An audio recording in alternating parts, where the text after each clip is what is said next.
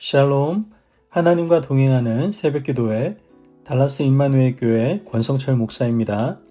오늘도 하나님과 동행하며 풍성함을 누리시는 저와 여러분이 되시길 주님의 이름으로 축복합니다.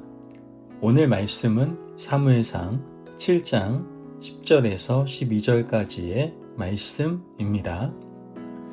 사무엘이 번제를 드릴 때에 블레셋 사람이 이스라엘과 싸우려고 가까이 오매 그날에 여호와께서 블레셋 사람에게 큰 우레를 발하여 그들을 어지럽게 하시니 그들이 이스라엘 앞에 패한지라. 이스라엘 사람들이 미스바에서 나가서 블레셋 사람들을 추격하여 벳갈 아래에 이르기까지 쳤더라. 사무엘이 돌을 취하여 미스바와 센 사이에 세워 이르되 여호와께서 여기까지 우리를 도우셨다 하고 그 이름을 에벤에셀이라 하니라. 아멘. 하나님의 말씀입니다. 여러분, 우리가 아침에 눈을 뜨면 마음이 가장 먼저 붙잡는 것이 있지 않습니까? 어떤 사람은 일정표를 붙잡고 어떤 사람은 걱정을 붙잡고 어떤 사람은 오늘은 또 어떻게 버티지? 라는 한숨을 붙잡기도 합니다. 우리 마음은 무언가에 기대지 않으면 불안하다라는 것이죠. 문제는 우리가 기대는 것이 자주 변하고 쉽게 무너진다는 데 있습니다. 사무엘상 7장은 영적으로 무너졌던 이스라엘이 다시 하나님께로 돌아오는 장면입니다. 법궤가 돌아왔다고 해서 자동으로 모든 것이 회복되지는 않았습니다. 백성은 우상을 버리고 마음을 여호와께로 향하고 미스바에 모여 회개하며 하나님을 찾았습니다. 그때 블레셋이 쳐들어온 겁니다. 회개하고 예배하는 날에 적이 덮쳤던 것이죠. 그 순간 백성은 사무엘에게 말합니다.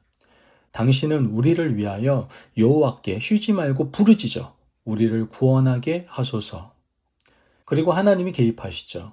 천둥으로 블레셋을 어지럽히셔서 이스라엘이 이기게 합니다. 그 후 사무엘이 돌 하나를 세우고 이름을 붙이죠.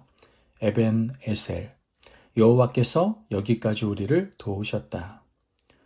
오늘 우리는 이 한 흐름으로 말씀을 붙듭니다. 하나님의 도움을 기억하는 신앙이 오늘의 두려움을 이긴다는 것이죠. 본문은 짧지만 내용은 깊습니다. 이 세 구절 안에 믿음의 핵심이 다 들어있기 때문에 그렇습니다. 먼저 그날에 여호와께서 큰 우레를 발하사라고 말합니다. 이스라엘이 이긴 이유는 군대가 강해져서가 아닙니다. 그들은 오랜 시간 블레셋에게 눌려 있었습니다. 무기나 전략이 갑자기 업그레이드 된 것이 아닙니다. 승리의 결정적인 이유는 한 문장입니다. 여호와께서 우레를 발하사 어지럽게 하시니. 누가 싸운 거예요? 하나님이 싸우신 겁니다. 우리가 자주 놓치는 것이 바로 이겁니다. 기도하다 보면 내가 뭘 더 준비해야 되지? 라는 마음에 잠깐만 쏠리게 됩니다. 물론 준비와 책임이 필요하죠. 하지만 성경은 먼저 말합니다. 구원의 결정은 하나님께 있다. 신앙은 내가 이길 수 있다는 자신감이 아니라 하나님이 개입하실 수 있다는 확신인 겁니다. 오늘 여러분의 싸움이 무엇이든지 이 말씀을 붙드시기를 바랍니다. 주님이 개입하시면 상황이 뒤집히는 겁니다. 또한 이스라엘이 나가서 쳤다라고 말씀을 합니다. 하나님이 우레를 내리셨다고 해서 이스라엘이 가만히 있었던 것은 아닙니다. 성경은 말하죠. 이스라엘 사람들이 나가서 블레셋 사람들을 쳤다. 하나님의 개입은 우리의 게으름을 허락하는 면죄부가 아닙니다. 오히려 하나님이 길을 여실 때 우리는 그 길로 순종하며 나아가야 하는 것이죠. 여기서 믿음의 균형이 보이지 않습니까? 하나님이 하신다. 은혜인 겁니다. 그리고 우리가 따른다. 뭐예요? 순종을 말하고 있는 것이죠. 은혜가 먼저이고 순종은 응답입니다. 오늘도 마찬가지예요. 하나님이 우리를 도우실 때 우리는 그 도움을 핑계로 쉬는 것이 아니라 그 도움을 동력으로 움직여야 한다라는 것이죠. 마지막으로 돌을 취하여 에벤에셀이라 하니 라고 말씀합니다. 승리가 끝난 뒤 사무엘은 돌을 세우죠. 전리품을 자랑하지 않습니다. 영웅을 세우지도 않았습니다. 돌 하나를 세우고 이렇게 고백을 합니다. 여호와께서 여기까지 우리를 도우셨다. 여러분, 왜 돌입니까? 돌은요, 오래 남습니다. 잊지 않게 한다라는 것이죠. 사람의 마음은 은혜를 빨리 잊고 어려움은 오래 기억합니다. 그래서 하나님은 백성에게 기념을 주시고 사무엘은 표지를 세운 겁니다. 기억은 감정이 아니라 여러분 훈련이에요. 여러분, 우리는 오늘도 에베네셀이 필요합니다. 주님이 여기까지 도우셨다는 표지. 오늘 아침 어제의 도움을 기억하지 못하면 우리는 오늘의 두려움에 쉽게 지고 말 겁니다. 그러나 은혜를 기억하면 현실이 당장 바뀌지 않아도 마음이 흔들리지 않죠. 왜냐하면 기억이 이렇게 말을 해주고 있기 때문입니다. 그때도 도우셨으니 오늘도 도우실 것이다. 어떤 사람이 힘든 시기를 지나며 일기장에다가 한 줄을 적어두었다고 합니다. 오늘 하나님이 길을 열어주셨다. 시간이 지나 또 어려움이 왔을 때 그 사람은 그 한 줄을 다시 읽고 울었습니다. 상황은 여전히 힘들었지만 그 한 줄이 마음을 붙들어 주었던 것이죠.